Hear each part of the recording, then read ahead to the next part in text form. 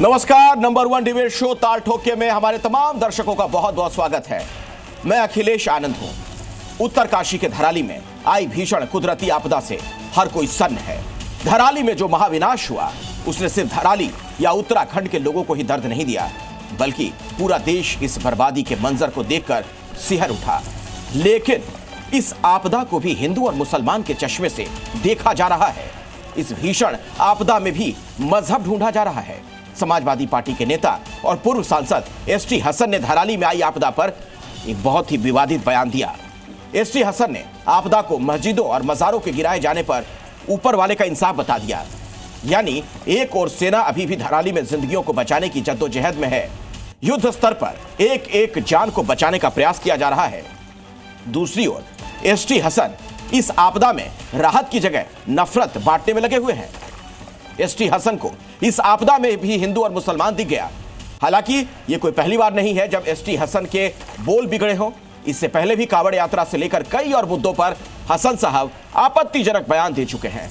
आखिर एसटी हसन इस आपदा को मजहबी चश्मे से क्यों देख रहे हैं? आतंक का कोई धर्म नहीं होता, यह कहने वाले एसटी हसन आपदा में क्यों धर्म तलाश रहे हैं? आज इसी अहम मुद्दे पर ताल ठोक कर चर्चा होगी, लेकिन पहले आपको एक छोटी सी रिपोर्ट दिखा देते हैं।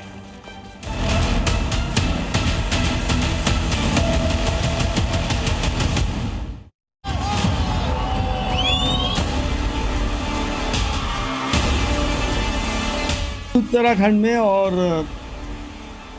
हिमाचल प्रदेश में दूसरे के मजहब का कोई सम्मान नहीं हो रहा। इसका ना मुसलमानों पर जुल्म ज्यादती से संबंध है, ना हिंदुओं से इसका ताल्लुक है। इसको जो है इस्लाम मजहब से या हिंदू मजहब से जोड़ के जो लोग देखते हैं तो ये उनकी बेवकूफ़ी है। इस दुनिया को चलाने वाला कोई और है, और जब उसका इंसाफ होता है तो फिर वो आदमी कहीं से भी अपने को नहीं बचा पाता। गलत आरोप, सांप्रदायिक आरोप और वोट बैंक से प्रेरित आरोप लगाकर उनको अपमानित करना और नमक रगड़ना, ये समाजवादी पार्टी की सोच बन चुकी है। मुझे लगता है कि कोई इस तरह की विकृत मानसिकता के व्यक्ति को होगा। ये सनातन ही एक ऐसा धर्म है जो सभी धर्मों को शरण देता है, सभी धर्मों को सम्मान देता है। सर माननी चाहिए समाजवादी पार्टी के ऐसे सांसद पर जिसकी सोच इस तरह की है कि वो प्राकृतिक आपदा में भी मजहब ढूंढने का काम करते हैं। चाहे वो मस्जिद हो या वो जहाँ दरगाहें हों और जहाँ मंदिर हों, उनके ऊपर बुलडोजर नहीं चलने चाहिए। ऊपर वाले की कर्सी, उसकी रहमत हमारे साथ नहीं होती, और जब उसकी रहमत, उसकी कर्सी हमारे साथ नहीं होती तो आपदाओं को भी वो नहीं रोकता।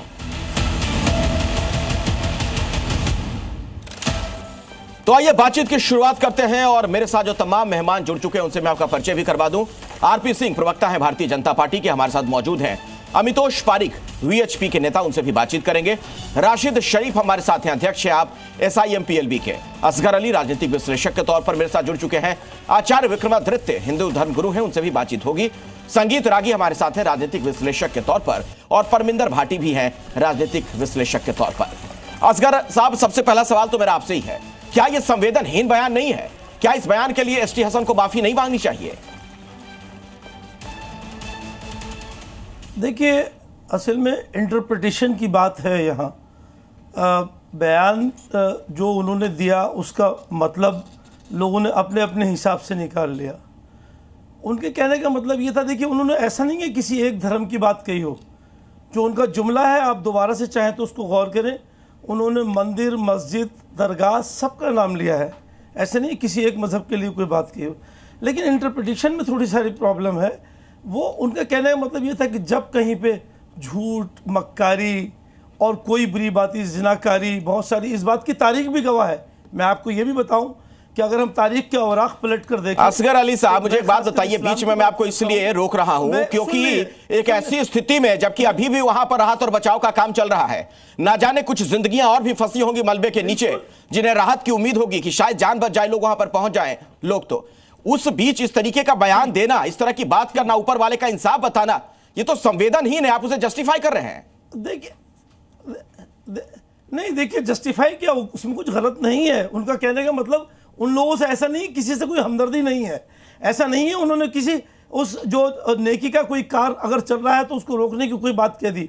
उन्होंने अपना एक व्यू दिया है कि भाई हम लोगों को अच्छाई की तरफ जाना चाहिए, हम लोगों को बुराई से बचना चाहिए। तो जब बुराई हो गई थी इसलिए सब हो गया। आरपी सिंह जी, और ये कह रहे हैं, आप सुन रहे हैं असगर अली को कि उसका गलत मतलब निकाला जा रहा है, जो कहा एसटी हसन ने। जब सियासत इन चीजों में, ठीक है, आपकी बात हो गई, आरपी सिंह को बोलने दीजिए। हाँ। इस तरीके से हर चीज में सियासत जब शामिल होने लगती है, ठीक है असगर अली, समझ गया मैं आपकी बात। आरपी सिंह का कारनामा है भाई। असल में कुछ लोग ना रिपीट ऑफेंडर होते हैं, और एसटी हसन साहब उनमें से एक हैं। वह लगातार निरंतर समाज को बांटने वाली बात, ऐसी बातें जिससे समाज में वैमनस्य हो, जिससे समाज में आपस में भाईचारा खराब हो, ऐसी बातें लगातार वो करते आए हैं। ये पहली बार नहीं है। वो रानी पद्मावती का जब जोहर की बात हुई, कहते हैं कि ऐसा हुआ ही नहीं है, सब झूठ है, अफवाहें हैं। उन्होंने रानी पद्मावती को लेकर प्रश्न उठाए। ये रिकॉर्डेड है कि तैमूर रेप करता था, कहता प्रूफ लाओ तैमूर के रेपिस्ट होने के। ट्रिपल तलाक को लेकर उन्होंने कहा कि ट्रिपल तलाक से कौन सा कोई बड़ा तीर मार दिया देश में। अरे ट्रिपल तलाक के कारण आज मुसलमान बहनों को आज एक ज़िंदगी मिली, एक रिस्पेक्टफुल ज़िंदगी मिलनी शुरू हो गई, वो दिखता नहीं उनको। फिर इसी प्रकार से उन्होंने धारा 370-35 को लेकर प्रश्न उठाए थे।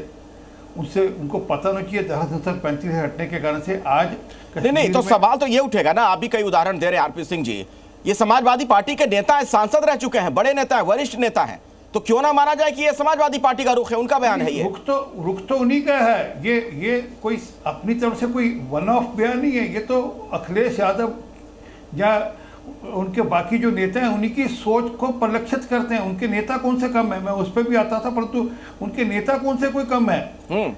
और ये जो हसन साहब बोल रहे हैं, ये तो अभी कुछ थोड़े दिन पहले जयप्रदा को लेकर अपशब्द बोले थे इन्होंने। मतलब जिस प्रकार की भाषा इन्होंने जयप्रदा जी को लेकर बोली थी, वो तो किसी भी सामान्य, किसी भी अच्छे समाज के लिए वो ठीक नहीं है। ठीक है, मैं इसका जवाब लेता हूं।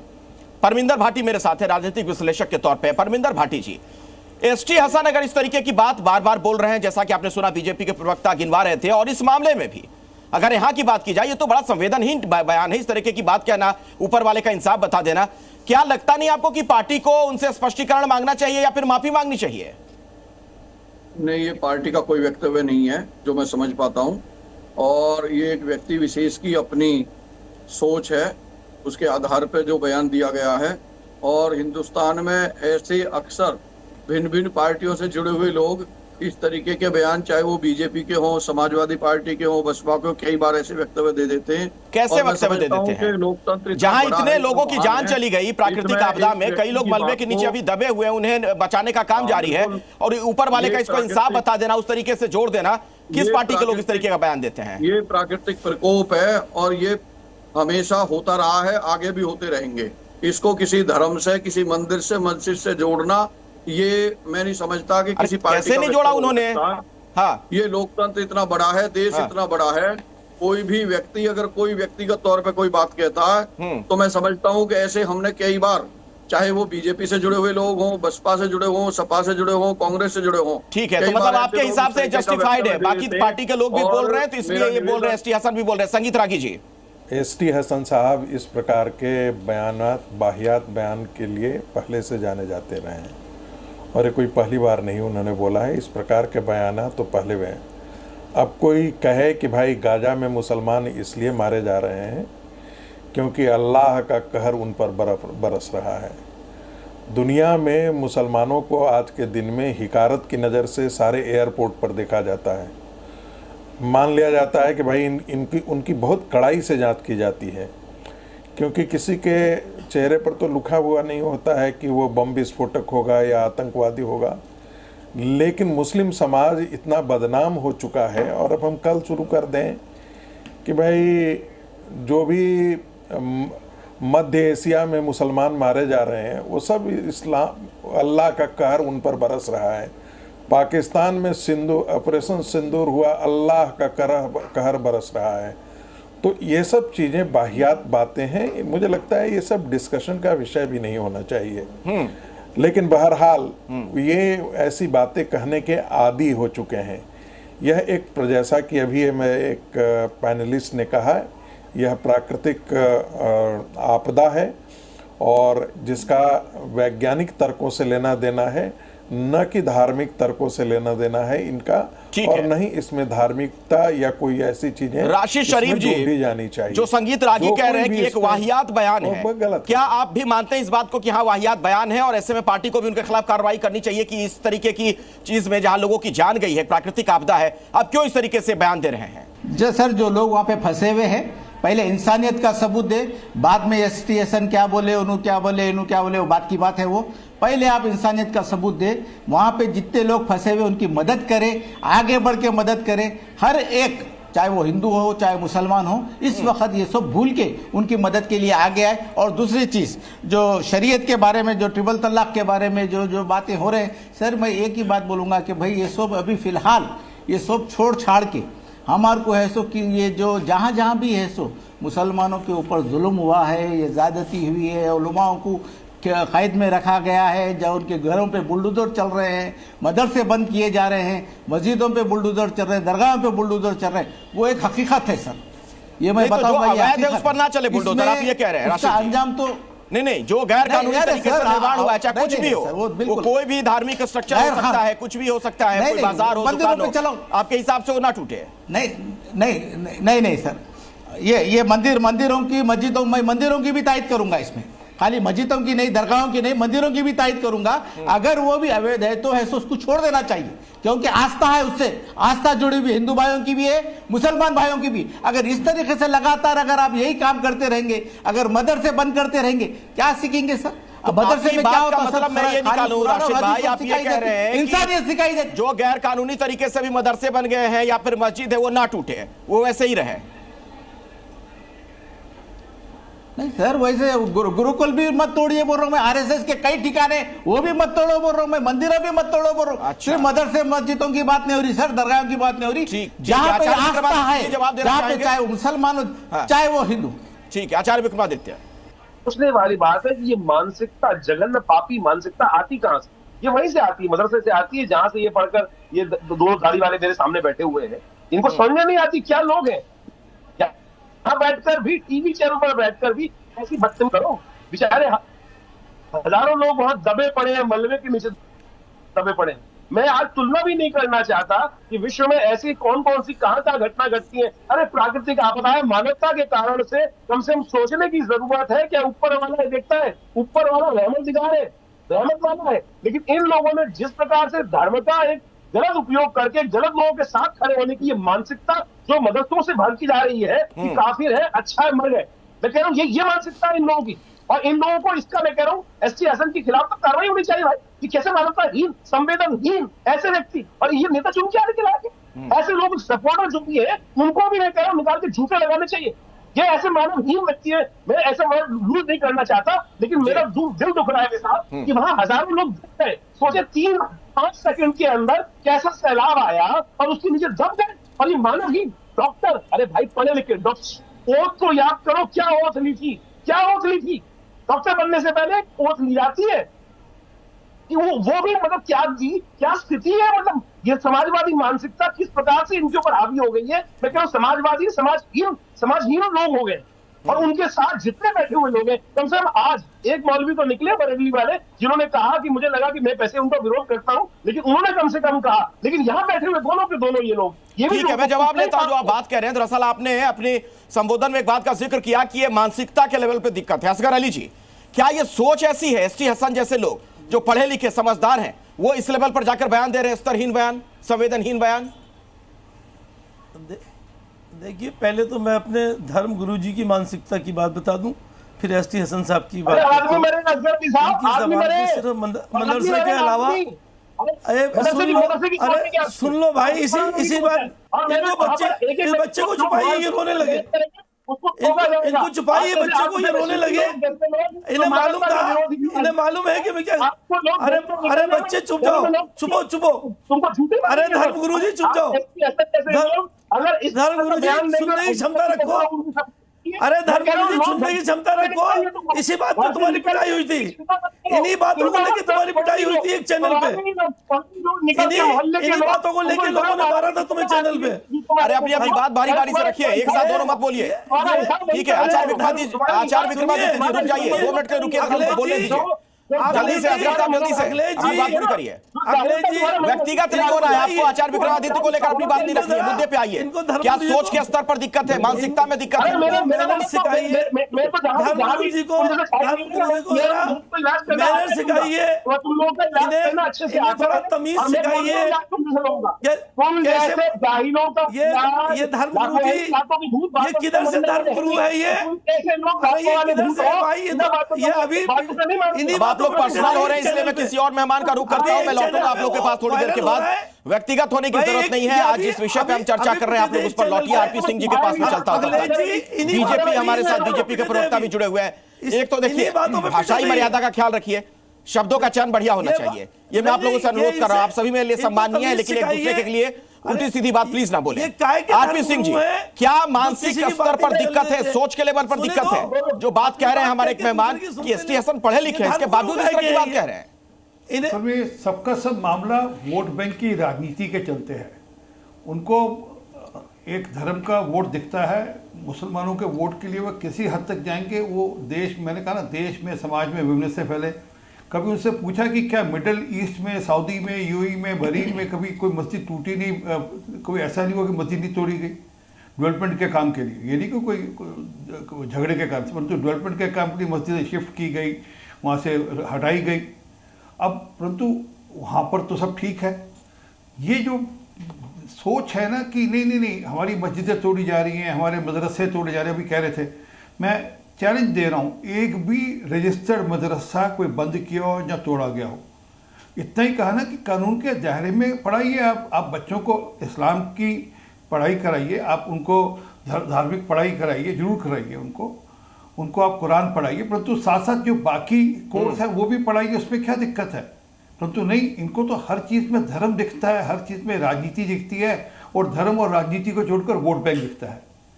सारी बात यहाँ पर है।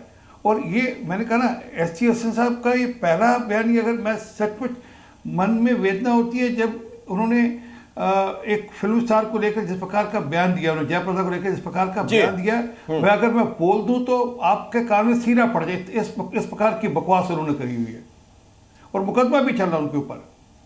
नहीं, तो इसका तो मतलब ये हुआ ना, अमितोष पारिक को अब मैं चर्चा में लाता हूं, प्रवक्ता है वीएचपी के। अमितोष भाई, तब तो इसका मतलब ये हुआ ना कि पार्टी की ओर से ग्रीन सिग्नल है। एसटी हसन बार बार इस तरह की बात करते रहते हैं, उसके बावजूद पार्टी उनके खिलाफ कार्रवाई नहीं कर रही है। इसका मतलब है कहीं ना कहीं से इशारा है कि आप इस तरीके का बयान दीजिए। बिल्कुल अखिलेश जी, इसमें तो कोई निसंदेह कोई डाउट ही नहीं है, किसी तरह का कोई प्रश्न ही नहीं खड़ा नहीं होता है। जो पार्टी लेस हो जाए और जिस पार्टी के नेता आके कैलेमिटी के अंदर में भी हिंदू और मुसलमान ढूंढ ले, उस पार्टी का क्या तो गोल होगा और क्या विजन होगा। ये पहली बार नहीं है, सही कह रहे हैं आपके पैनलिस्ट। एसटी हसन ने पहले एक बयान दिया था कोविड को लेते हुए, कहा था कि कोविड इसलिए आया क्योंकि बीजेपी वॉज मेसिंग विद शरिया लॉज ऑफ मुसलमान।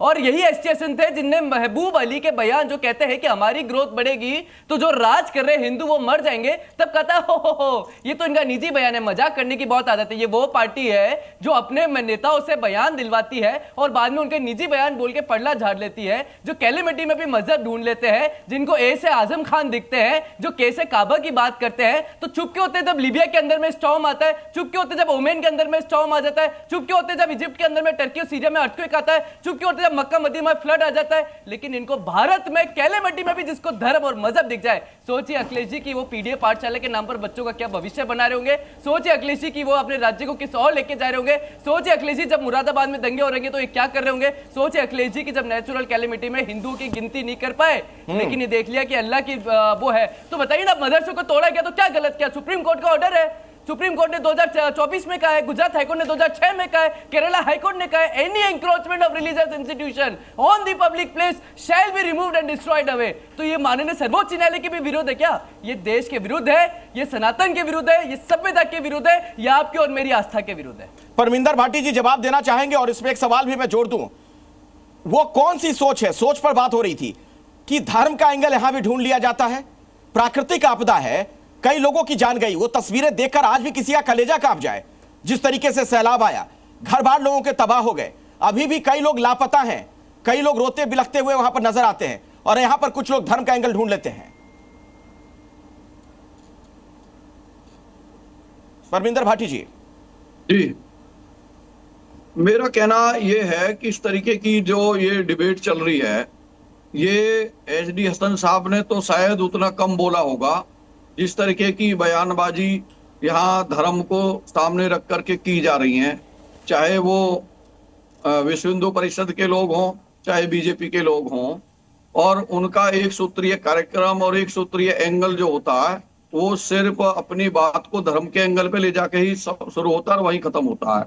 मैं नहीं समझता कि मैं बीजेपी के और विश्व हिंदू परिषद के कई दर्जन नेता और प्रवक्ताओं के बयान गिना सकता हूं जिन्होंने इस तरीके की बयान दिए और बाद में संबंधित पार्टियां बैकफुट पे आई हैं। HD हसन जी का बयान जो आया, उन्होंने क्योंकि तोड़ मरोड़ के पेश करने की आदत है, और मैं नहीं समझता कि इस तरीके की जिस तरीके की जो चर्चा अमितोष जी क्या कह रहे हैं? अभी आपका एक गौरव भाटिया है। हाँ, एक मिनट अमितोष कुछ कह रहे थे। ये मत आश्वासन मत लीजिए, बयान बताइए कौन सा बयान है, बताइए कौन से मदरसे इलीगल थे जिसको नहीं हटाया गया, बताइए कि आप लोगों ने हल्द्वानी में क्या करा, बताइए ST हसन ने कोविड के लिए क्या कहा, बताइए ST हसन आपकी पार्टी के और क्या क्या बोलते हैं, बताइए स्वामी प्रसाद मौर्य रामचरितमानस चलाते हैं, और बजरंग दल के कार्यकर्ता वहां पर जहां पे फ्लड आता है वहां पर जाके फूड पैकेट देते हैं। आप में और आप में यही अंतर है कि हम बयान गिनवाते हैं, आप आश्वासन देते हैं और धर्म के नाम पर बांटते हैं। स्वामी प्रसाद मौर्य जो है वो क्योंकि एक बैकवर्ड क्लास से आते हैं और उनका शोषण हुआ है, और शोषण के क्लास का एंगल आ गया मेरे भाई, मरने वाले उसमें कौन है? छोड़िए राजनीति करना, शर्म आनी चाहिए, आईने में देख के बोला करिए। आप बिल्कुल ईमानदारी से ये सोच लीजिए, देख लीजिए, इस देश में हमेशा शोषण का जो, अरे आपके आजम खान ने ही दलितों का लैंड लिया था मेरे भाई, आजम खान ने अम्बेडकर को लैंड माफिया बोला था। आजम खान और समाजवादी पार्टी ने मिलकर 26 पॉलिसियां विड्रॉ कर ली थी दलितों की। अच्छा भाटी साहब एक बात बताइए, सुनिए भाटी साहब एक बात बताइए, चलिए इधर-उधर की बात हम छोड़ते हैं, सीधे सवाल पर मैं आता हूं, ईमानदारी से बताइएगा। तो आप भी ये मानते हैं क्या कि जो कुछ हुआ, कुछ मदरसे ढाए गए, कुछ जो तथाकथित तौर पर मस्जिद तोड़े गए, उस वजह से ये सब कुछ हुआ है? मेरा कतई भी समर्थन नहीं है इस बयान की। मैंने पहला मेरा वक्तव्य था कि ये प्राकृतिक आपदा है, सदियों से होती आई है और आगे भी होती रहेंगी, इसका किसी मंदिर मस्जिद से कोई मतलब नहीं है। ST हसन ने गलत बोला, ये मानते हैं ना फिर आप? यही बात तो आप स्वीकार नहीं कर रहे हैं, मैं यही पूछ रहा हूँ आपसे। राजनीतिक विश्लेषक के तौर पे ये पूरी ईमानदारी के साथ कह सकता हूं। नहीं, बहुत अच्छी बात है, आपने ईमानदारी से ये बात कही, लेकिन तब आप ये कहिए ना कि ST हसन ने गलत बोला। समाजवादी पार्टी के बड़े नेता है, बड़े चेहरे हैं, सांसद रह चुके हैं, उनको ऐसा नहीं बोलना चाहिए। किसी भी राजनीतिक पार्टी से जोड़ा नहीं जाना चाहिए वक्तव्य, अदरवाइज अननेसेसरी ऐसे लोगों को बढ़ावा मिलता है। कैसे नहीं जोड़ा जाना चाहिए सर? मुझे एक बात बताइए ना, वो कोई व्यक्तिगत वो ऐसी तो कोई बात नहीं है ना कि उनकी कोई पहचान नहीं है। समाजवादी पार्टी से उनकी पहचान है, सपा से वो सांसद रहे हैं। ऐसा है, सपा वाले बहुत सारे सांसद आज की तारीख में बीजेपी की भी शोभा बढ़ा रहे हैं। सपा में सांसद होना इस बात का सबूत नहीं है, पार्टी की वो गाइडलाइन है। अच्छा, सपा के बहुत सारे सांसद विधायक बीजेपी की शोभा बढ़ा रहे हैं, मतलब अपनी नफरी अपना रहा, जिसको जो मर्जी आए बोलता रहे। आप ये कहना चाह रहे हैं कि पार्टी का कोई अनुशासन नहीं है, जिसको जो मर्जी आए अपना बोलता रहे? नहीं, हम इस बात को कभी सपोर्ट नहीं करते कि कोई व्यक्ति इस तरीके की भाषा बोले, लेकिन किसी व्यक्ति की बात को उसके किसी पार्टी से जोड़ा जाए, ईमानदारी से अगर लोकतांत्रिक तरीके से इसको देखा जाए, तो मैं निश्चित आरपी सिंह जी पार्टी से मत आप लोग जोड़िए। और वो एक बात और कह रहे हैं, वो कह रहे हैं कि आपके कई सारे लोग हैं समाजवादी पार्टी के लोग जो आपकी पार्टी की शोभा बढ़ा रहे हैं। अब ऐसा है कि कई दर्जन है कांग्रेस के बड़े बड़े नेता जो हैं, जो बड़े बड़े घोटालों में शामिल रहे हैं, आज आपने मुख्यमंत्री बना रखा उनको, लगातार वो शोभा बढ़ा रहे हैं। जवाब ले लीजिए भाई, जवाब लीजिए। वो वक्तव्य देते हैं। विवादित बयान देते हैं। ठीक है आरपी सिंह जी, ये जल्दी तो से समय सर। पता है। भाटी जी आपकी बात हो गई। हाँ भाटी साहब, टीवी चैनल पर आकर फालतू में बोलने का कोई लाभ नहीं। अगर आपका कोई सबूत हो तो बोलिए, बिना सबूत के कोई बात करने का फायदा नहीं। अभी मेरे साथी प्रवक्ता अभी अमितोष ने आपसे कहा ना, पारिक ने कहा कि कोई सबूत हो तो कोई बताइए आप। अब वो हमारी पार्टी में अगर कोई आपके यहाँ का नेता आकर आ गया तो वो हमारी पार्टी के कायदे कानून के हिसाब से काम करते हैं, और हमारी पार्टी में कभी इस प्रकार की बकवास नहीं की जाती इस प्रकार की हसन साहब ने की। माफ़ी चाहता हूँ मैं, ये शब्द मैं बोल रहा हूँ। कुछ इस प्रकार के शब्द उन्होंने, और खास कर जिस प्रकार की आपदा को लेकर, जिस प्रकार इतनी भयंकर आपदा को लेकर इस प्रकार के शब्द उन्होंने इस्तेमाल किए, वो सचमुच जितनी निंदा की उतनी कम है। परंतु मैं ये इनके अकेले नेता के रामगोपाल यादव के बयान क्या थे, अखिलेश यादव के पहलगांव को लेकर क्या बयान थे, या इन्हीं के क्या बयान थे, हसन साहब के पहलगांव को लेकर क्या बयान थे। उनका बयान ये था कि जो धर्म पूछकर मारा गया, क्या वैसे मैंने भाटी साहब आपको टोका एक एक करके बोलिए। देखिए चूंकि स्काइप के जरिए आप लोग जुड़े हुए हैं, अगर एक साथ आप लोग बोलेंगे कोई किसी को सुन नहीं पाएगा, थोड़ी दिक्कत आ जाती है, तकनीकी दिक्कत। आरपी सिंह को अपनी बात खत्म कर दीजिए पहले। होता था कश्मीर में आतंकवाद होता था तो बॉर्डर की सिक्योरिटी की जिम्मेदारी तत्कालीन सरकार को बताई जाती थी। वर्तमान सरकार ने बॉर्डर आज भी इतने बड़े बड़े आतंकवादी हमले हुए हैं। आपके नेता तो सबूत मांग रहे थे, आपके नेता तो सबूत मांग रहे थे। आपके अलायंस दल के लोग तो कह रहे थे कि ये पाकिस्तान के है ही नहीं। आप तो किसी हद तक जा सकते हो, आप मुसलमान वोट को खुश करने के लिए आप पाकिस्तान के पक्ष में जाकर खड़े दिखते हो।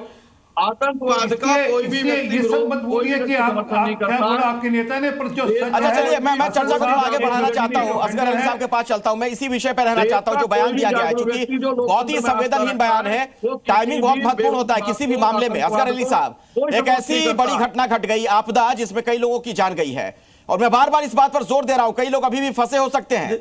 उनको बचाने के लिए वहां पर लगातार सेना के लोग हैं, स्थानीय प्रशासन है वो मुस्तैद है, कोशिशें की जा रही हैं, सड़क बनाने की कोशिश की जा रही है, हवाई मार्ग से खाना पीना वहां पहुंचाने का प्रयास किया जा रहा है। इन सब के बीच में बिना सोचे समझे इस तरह की टिप्पणी कर देना, अगर ऐसी टिप्पणी किसी पार्टी का नेता कर रहा है तो क्या पार्टी को माफी नहीं मांगनी चाहिए? असगर अली जी। देखिए अखिलेश भाई सबसे पहली बात यह कि जो लोग फंसे हैं, जिनकी जानों पे बनी है, पूरे मुल्क के एक एक शख्स की हमदर्दी उनके साथ होनी चाहिए, और बिल्कुल सही है। कभी भी कोई वाकया हुआ, चाहे पहलगाम में वाकया हुआ, तो उसमें बचाने वाले लोग कौन थे?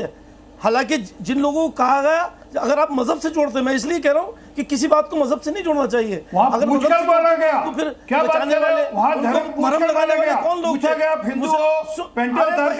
सुनिए, अरे सुन लो यार, आप कैसे कहते हैं? अरे भाई सुन लो, उनकी ऐसे चीखने से बात नहीं होगी। सुन लो बात को, अरे पूरी बात सुन लो। अरे कहाँ की बात कर रहे हो यार, एक मिनट। नहीं वो कह रहे हैं, आपसे कह रहे हैं कि वहां तो पहलगाम में चूंकि आपने जिक्र कर दिया तो वहां तो धर्म पूछ कर मारा गया था। ये चाहते हैं कि नहीं, अरे सुन लिए, ये चाहते हैं सही बात कभी लोगों तक ना पहुंचे, नफरत फैली रहे, फैला रहे, होता रहे। अच्छा ये बताइए, आपके हिसाब से मैं काफिर हूं या नहीं हूं? ये मुल्क के वो दुश्मन है, आपको भी चैलेंज करता हूं, आपके हिसाब से मैं काफिर हूं या नहीं हूं? महात्मा गांधी के हत्यारे हैं। ये सिर्फ मजहब की बात करेंगे, मदरसे की बात करेंगे, मस्जिद की बात करेंगे, ये महात्मा गांधी के हत्यारे हैं। मुल्क की तरक्की की बात नहीं करेंगे, अपनी जुबान संभाल कर बात करो, नहीं करेंगे, अपनी जुबान संभाल कर बात करो। बिल्कुल संभाल कर बात करो, मैं जुबान संभाल कर बात करो। असगर अली साहब सुनिए मेरी बात सुनिए, मैं आपसे पहले भी कह चुका हूं कि हमें बातचीत के दौरान भाषाई मर्यादा का ख्याल रखना, इस तरीके की बातचीत बिल्कुल नहीं हो सकती है, मैं बिल्कुल अलाउ नहीं करूंगा। आपने जिस तरीके का वाक्य इस्तेमाल किया थोड़ी देर पहले, मैं दोबारा बोलना भी नहीं चाहता हूं, ऐसे बातचीत नहीं हो सकती है। प्लीज बात को समझिए, लाखों करोड़ों लोग हम लोग को सुनते हैं लाइव टेलीकास्ट के माध्यम से। भाषाई मर्यादा का बिल्कुल ख्याल रखें और वही बोलिए जो सही हो, उचित हो। रनिंग कमेंट्री प्लीज ना मत करिए असगर अली साहब, इस तरीके की बात नहीं कहनी चाहिए आपको। आप नहीं मुद्दे पर बात करिए। मैं पूछ रहा हूं ये संवेदनहीन बयान अगर कोई नेता दे रहा है जहां लोगों की जान गई है, अभी कई लोग मलबे के नीचे दबे हुए हैं, धर्म का चश्मा वहां लगाकर लोग पहुंच जा रहे हैं, क्या उसके खिलाफ पार्टी के लोगों को कार्रवाई नहीं करनी चाहिए? सपा के वो नेता हैं, सांसद रह चुके हैं, इस बात को आप कैसे इग्नोर कर रहे हैं? अखिलेश भाई right is right, wrong is wrong. अगर किसी ने गलत कहा है 100% गलत है, लेकिन वो उसका इंडिविजुअल बयान है, ना पार्टी से ना मजहब से। बात हुई है क्या अखिलेश यादव जी से? ये वो लोग हैं, ये इंडिविजुअल बयान जो आप कह रहे हैं, क्या समाजवादी पार्टी ने बयान जारी करके कह दिया कि व्यक्तिगत बयान है उनका, पार्टी से कोई लेना देना नहीं है? कैसे खंडन करें? अभी तक खंडन किया गया, कौन हसन साहब ने माफी मांगी अपने बयान के लिए। खंडन करे? अरे नहीं आप माफी क्या अभी तक आपने? आप मजहब की क्यों ले रहे हैं, क्यों जोड़ रहे हैं, आप मजहब से क्यों जोड़ रहे हैं? बार बार मजहब की बात है, मैं अखिलेश साहब आपसे भी कह रहा हूं, आपने आप बताइए मस्जिद तोड़ी, इसलिए वहां पर वहां पर उस धर्म ग्रुप को आपने क्यों नहीं रोका? आप बताइए, आपने उस धर्म ग्रुप को क्यों नहीं रोका जो सिर्फ मदरसा मदरसा मदरसा कर रहा है? अरे मैं आप खुद कह रहा हूं मदरसों में जो पढ़ाई होती है वो कहीं नहीं होती, क्यों आप बदनाम करते हो? वहां पर पढ़ाई ठीक मदरसों को बदनाम करने में लगे हो। अरे मदरसों की अगर आप मदरसों की असलियत पहचान लो, अपने बच्चों को भी मदरसों में करा दोगे, अपने आप भी मदरसे में एडमिशन ले लोगे, मेरा दावा है। मत करा करो ऐसी बातें, ना गुरुकुल को बुरा कहो, ना मदरसों को बुरा कहो, ना मस्जिद को, ना मंदिर को। क्यों ऐसी शिक्षा दी जाती है? मत छोड़ो भाई, सिर्फ शास्त्रों की सियासत है, वहां पर जानकारी में दे दो। परमिंदर भाटी जी, आपके पास मैं आऊंगा इस सवाल के साथ। मदरसों में जहां पर साइंस और मैथ पढ़ाया जाएगा वहां कोई दिक्कत नहीं है। आप सियासत को सियासत तक आप पढ़ाइए ना, आप क्यों कुरान की पढ़ाई कराइए, आप इस्लाम की पढ़ाई कराइए, परंतु साथ में जो बाकी सब्जेक्ट है उनकी पढ़ाई कराइए, फिर दिक्कत नहीं।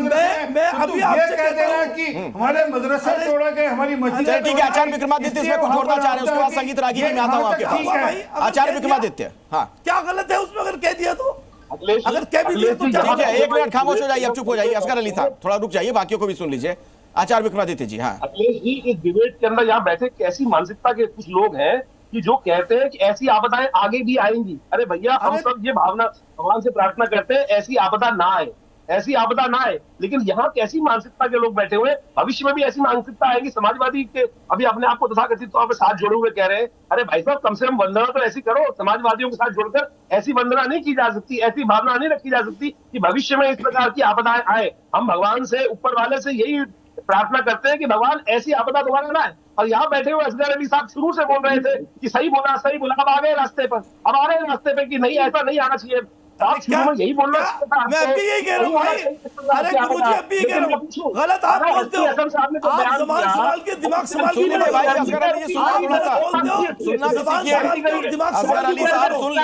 मदरसा मत करा करो, ज्यादा मत करा करो। अपने मुल्क के बारे में सोचो, मुल्क के बारे में सोचो, मुल्क से दुश्मनी मत करो, जहर मत फैलाओ। काय की धर्मगुरु हो तुम? सहयोग दिया और नहीं देंगे, नहीं इस बात के धर्मगुरु हो। आगे नहीं आता कोई मुस्लिम ऑर्गेनाइजेशन किसी भी प्राकृतिक आपदा के सामने नहीं आता। मुझे बताइए असगर अली साहब, आपने कोई सपोर्ट करियो? असगर अली साहब ने मौलाना साहब ने किसी भी अपनी सपोर्ट भेजी हो कभी भी? नहीं, मेरा जो सवाल था वो अभी तक अनुत्तरित है, जवाब मुझे मिल नहीं पाया। संगीत रागी जी, क्या कोई खास पैटर्न है इसमें? कुछ करेंगे तुम्हें। अखिलेश यादव कथावाचकों पर सवाल खड़े करते हैं, लेकिन छांगुर वाला मामला सामने आता है, कोई टिप्पणी नहीं करते हैं। अगर इस तरीके के बयान बार बार दे रहे एसटी हसन, धर्मविशेष के खिलाफ टिप्पणी कर रहे हैं, कभी तो उनको पार्टी की तरफ से कहना चाहिए, कोई अनुशासनात्मक कार्रवाई होनी चाहिए। नहीं तो कम से कम स्पष्टीकरण ही मांग लीजिए कि आपदा पर इस तरीके के बयान का क्या मतलब है। आपदा में भी धार्मिक नजरिए से आप अवसर तलाश रहे हैं।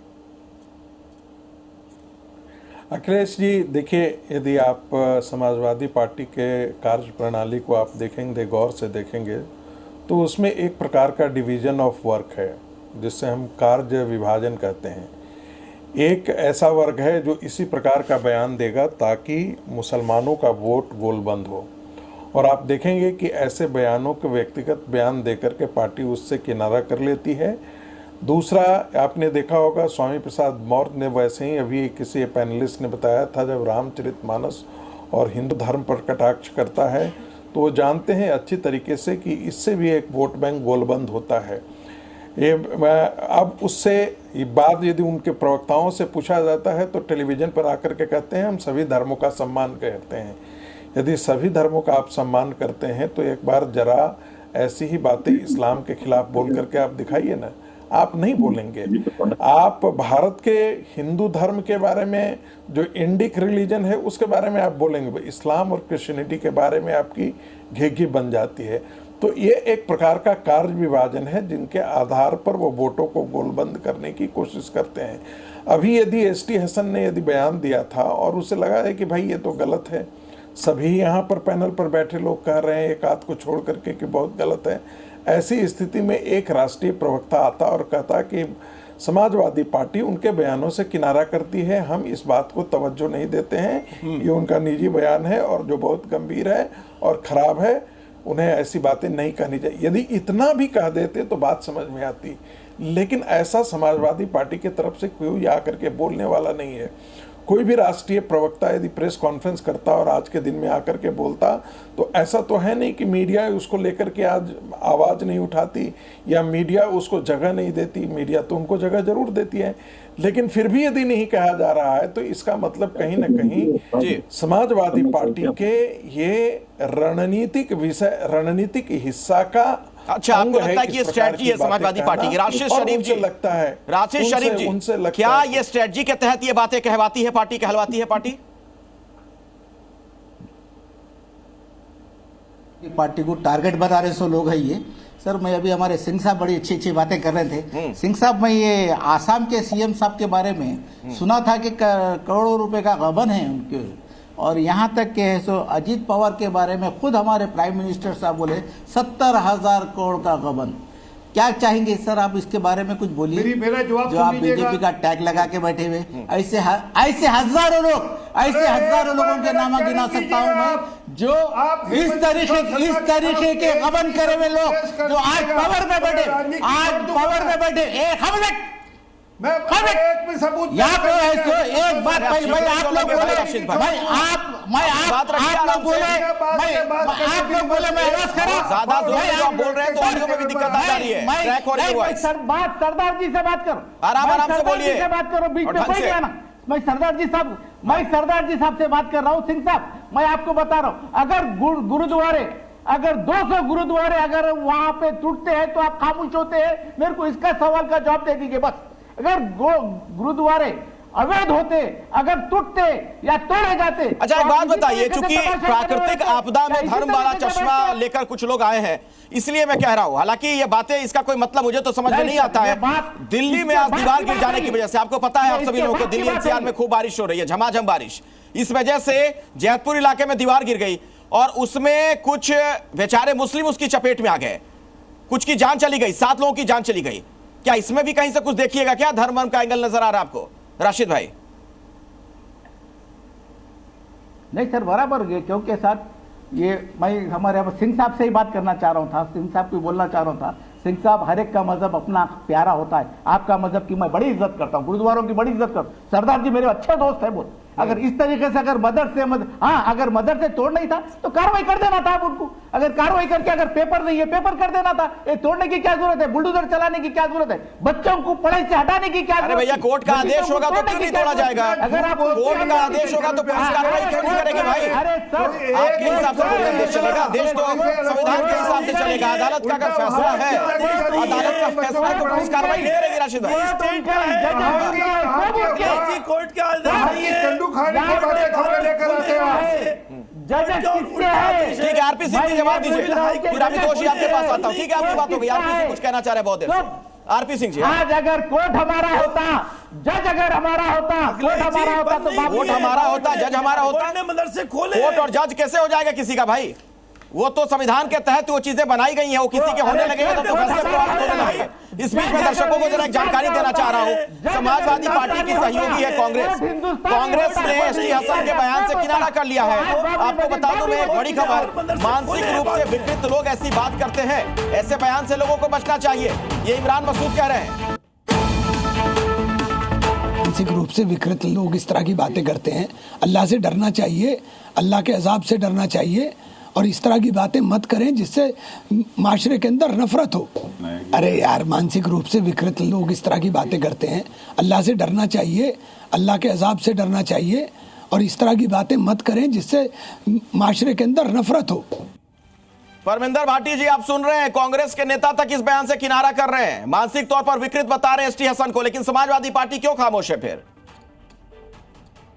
देखिए, अभी पूर्व में जो बीजेपी के प्रवक्ता कह रहे थे, अभी किसी जो पहलगांव प्रकरण हुआ था, अरे उस पे आप आ जाइएगा सर, मैं आपको बिल्कुल उस पे आप आइएगा, पहले इसका जवाब तो दीजिए सवाल जो मैंने पूछा है। खुफिया पर इतना बड़ा इल्जाम मध्य प्रदेश के सर, सवाल मेरा कुछ और था, शायद आप सुन नहीं पाए, मैं दोहरा देता हूं सवाल। हमने अभी इमरान मसूद का बयान सुनवाया दर्शकों को।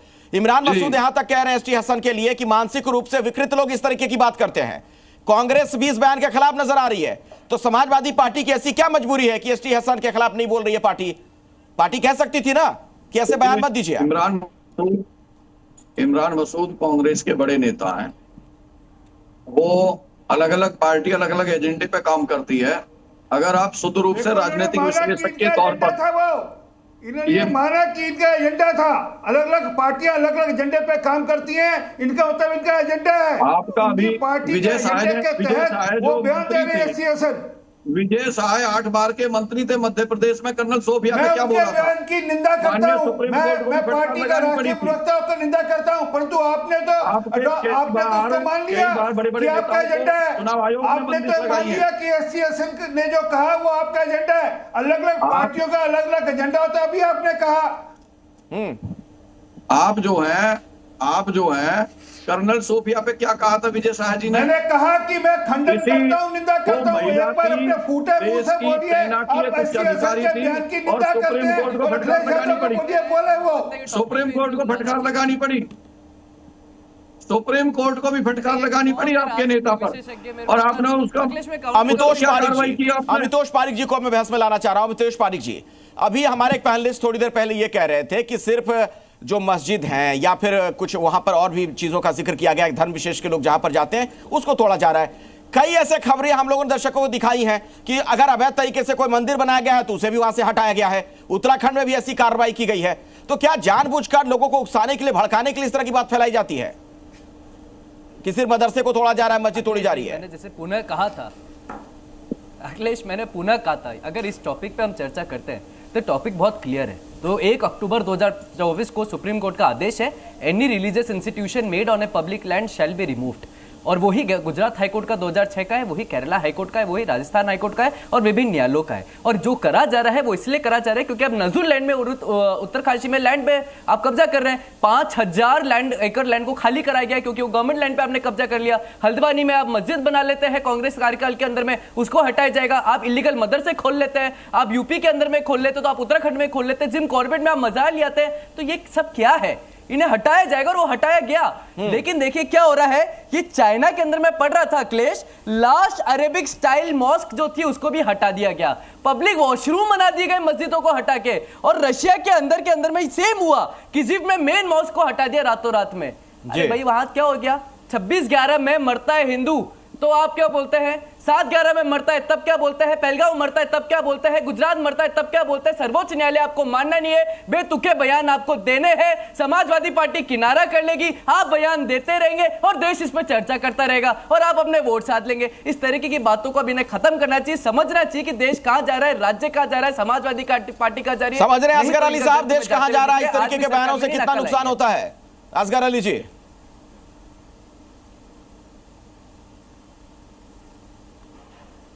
अच्छा असगर अली हमारे साथ नहीं है। राशिद भाई आप इस पर कुछ कहना चाहेंगे? बिल्कुल सर, देश है सो गारत के गड़े में जा रहा है, ये बोलूंगा बराबर।